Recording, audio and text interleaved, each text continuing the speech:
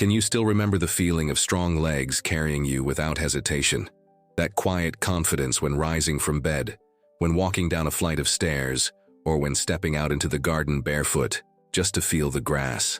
Dr. Shigeaki Hinohara, one of Japan's most respected longevity pioneers, once said, "We age not from years, but from the stiffness we allow in our habits." And he was right. It's not time that weakens our legs. It's the silence we let settle into our routines. A silence that creeps in after dinner, while we sit a little too long. A stillness that settles as we forget to move, to stretch, to care for the very limbs that have carried us through life. Most people notice it subtly at first. A slight unsteadiness in the morning, a pause before standing, a reluctance to climb steps that once meant nothing. And often they shrug and say, "It's just age," but it's not, or not entirely. What if it's the quiet accumulation of choices, especially the ones we make at night? What if the way we close the day is the reason we feel weak when the next one begins? There's a kind of grief in losing our strength. It's not loud or dramatic. It hides in small moments, in the fear of falling, in the way some of us now avoid carrying things upstairs, in that internal negotiation before bending down to pick something up. It's not just the body. It's the dignity that starts to slip, the independence that begins to tremble. And this fear, though rarely spoken aloud, becomes a daily companion. But what if there's another way? In the villages of Okinawa, where people live long and live well, the elders don't go to gyms. They don't follow routines filled with machines or schedules. They move as part of life. They squat to rest. They rise without help. Their nights are gentle but never passive. They prepare their bodies for rest as if tending to a beloved garden, quietly, patiently, with care. This video is an invitation, a quiet invitation to bring awareness to your evenings, to reshape the final hour of your day not as a time of collapse, but as a time of gentle restoration. You don't need to be strong to begin.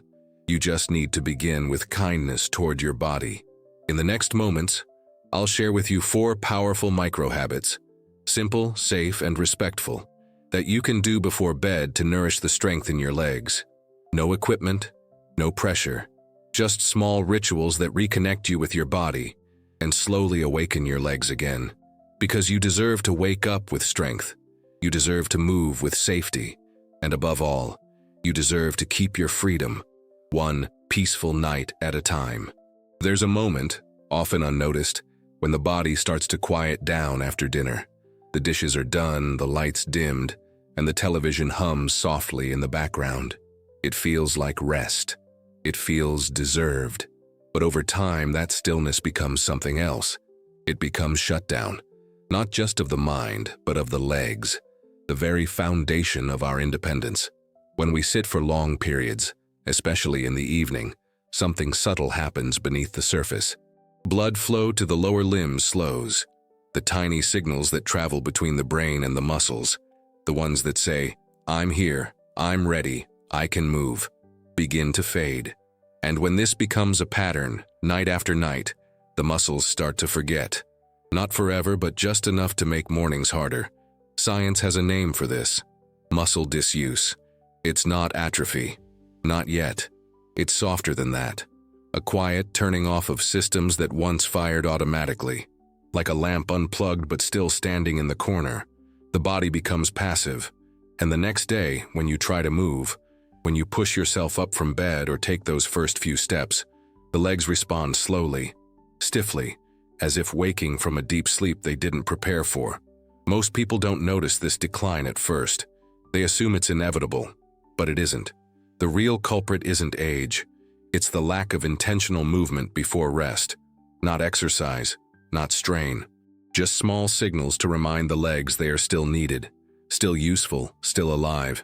Think of those long hours spent in front of the screen, the quiet sinking into cushions, the heaviness that settles in. It's not just the back that suffers. It's the legs gently being told, "You're not needed tonight." And the body listens. It always listens. But what if, instead of surrendering completely to stillness, we offered our legs a parting message before sleep? Just 3 minutes.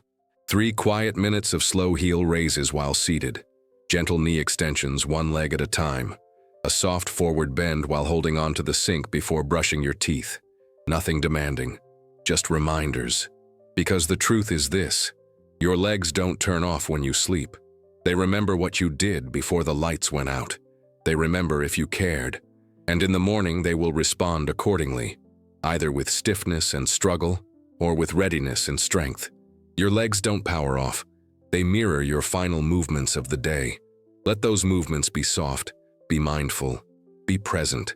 It doesn't take much, just enough to remind the body that tomorrow still matters. There's a kind of pain that arrives quietly in the middle of the night. A sharp spasm in the calf, a twitch in the thigh, a sudden stiffness that wakes you before the sun. It doesn't last long, but it lingers. Not just in the muscles, but in the fear it plants. Will it return tomorrow? Is something wrong with my body? Why does rest no longer feel restorative? What many don't realize is that often this pain has a name, and that name is magnesium. Not a miracle cure, not a magic fix, but a mineral. Simple, vital, and quietly missing from many lives, especially after 60. Magnesium is what allows muscles to relax. It's the reason a clenched hand eventually softens, or a heartbeat stays steady. At night, our bodies rely on it even more. During rest, muscles release tension, repair tissue, and rebuild strength, but only if they have the tools to do so. Magnesium is one of those tools, and without enough of it, the repair becomes incomplete. The rest becomes interrupted. After a certain age, our bodies absorb less of this mineral. The digestive system changes, the kidneys shift, and if you take certain medications like diuretics for high blood pressure or heart conditions, magnesium can be lost more quickly than it's replaced. So even when you eat well, it may not be enough. There's another layer too, the type of magnesium. It matters. Some forms are made for digestion, others for the brain. But for your legs, for muscles, it's magnesium glycinate or citrate that makes the difference. The wrong form passes through the body without touching the places that need it most. Food can help. A handful of pumpkin seeds, a portion of dark leafy greens with dinner. But even that may not be enough to restore what time and medication quietly take. That's why a small dose of the right kind, no more than 100 to 150 milligrams, taken an hour before bed, can begin to soothe what's been strained. Magnesium is not loud. It does not announce itself, but when it's there, your legs soften. The spasms fade. The cramps no longer come with the same edge. And the body, for the first time in a long time, may truly rest. Magnesium is like oil to a rusty hinge. Without it, your legs creak with each step. Not because they're old, but because they've been left dry by time, by habit, by forgetfulness. And now they are asking to be remembered. There is something deeply symbolic about lifting your legs at the end of the day. It's not just about circulation. It's about offering your body a moment of release. A moment where the weight it has carried, silently, faithfully, is allowed to flow elsewhere. Yet this ancient gesture, so simple and so healing, is often overlooked or done too late to make a difference. Many older adults know that elevating the legs helps.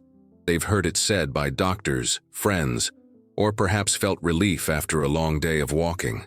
But often, it's done as an afterthought. Feet propped on a pillow right before sleep, or legs lifted so high that blood struggles to return. And so the ritual loses its power. Instead of aiding recovery, it sometimes creates a rebound stiffness, a heaviness that lingers into the next morning. But the body, when treated with rhythm and care, responds like soil to water.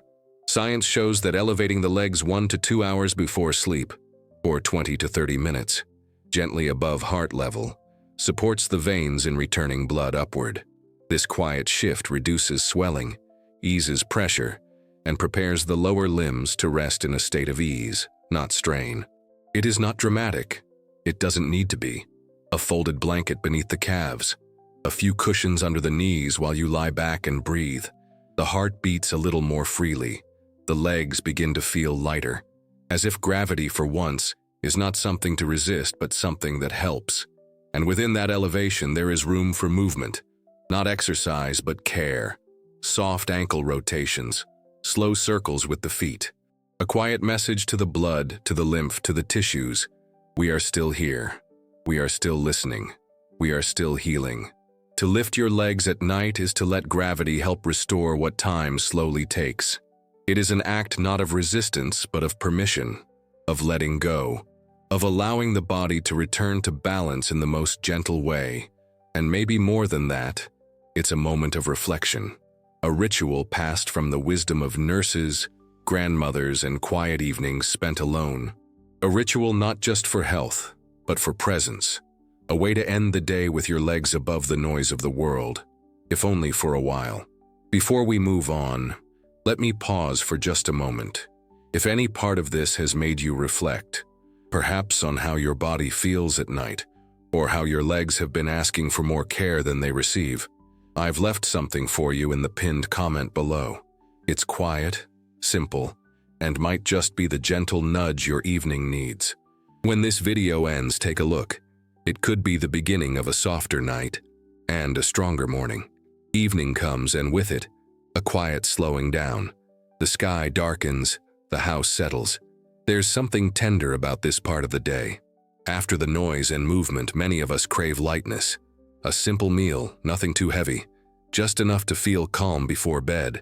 But inside the body, something very different is happening. While the eyes close and the world falls away, the body begins its most important shift.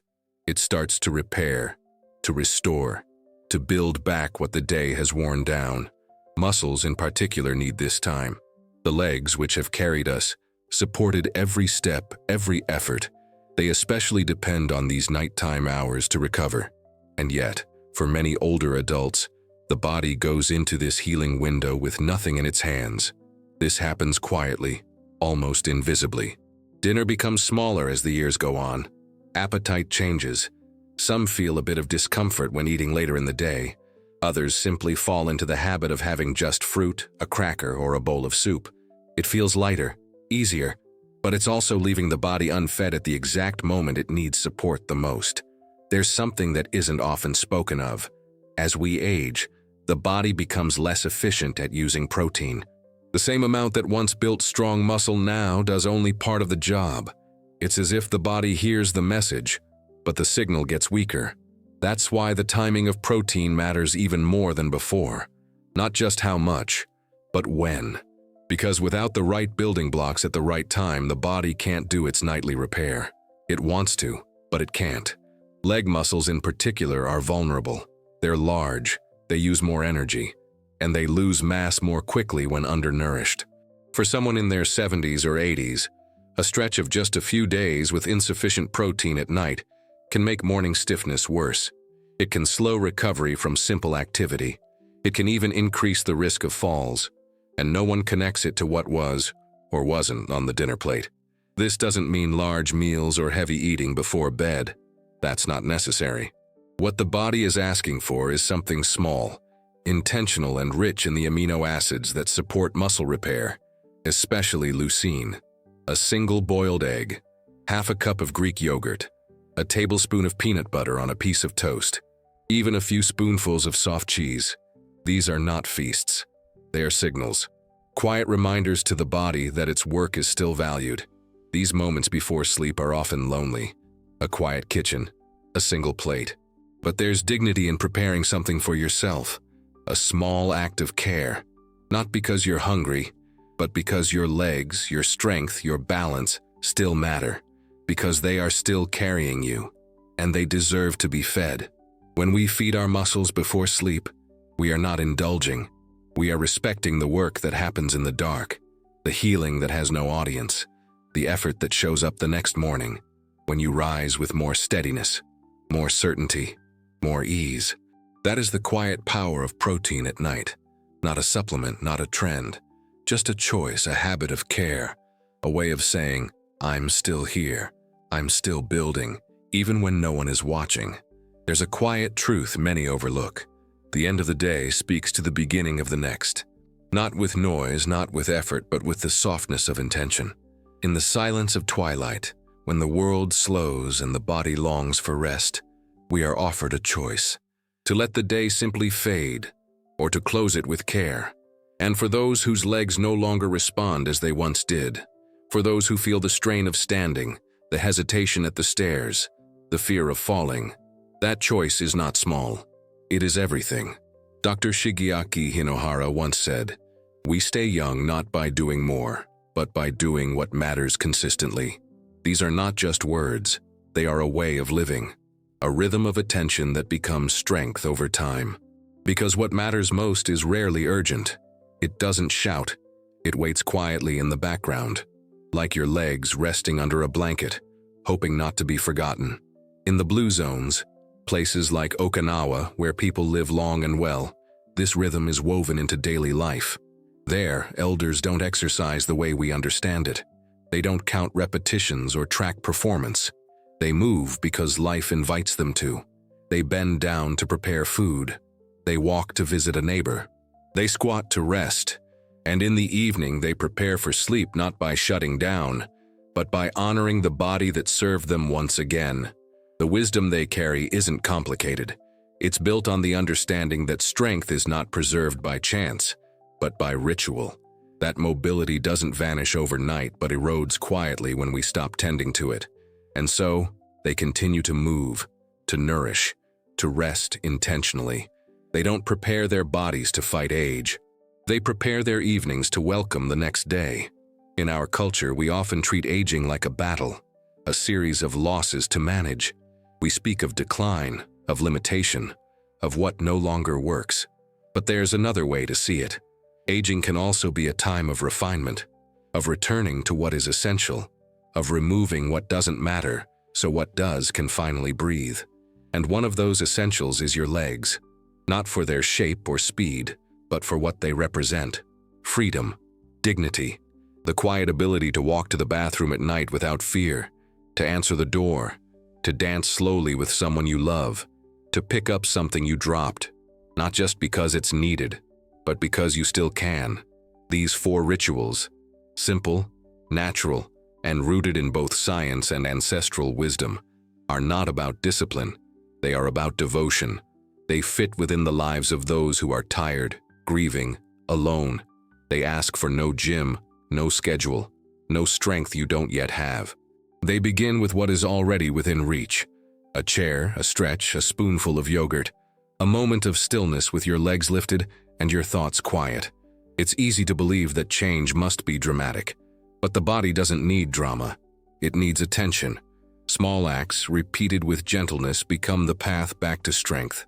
And when done at night, before the lights go out, before the day is fully closed, they speak to the body in the language it understands best: rhythm, warmth, consistency.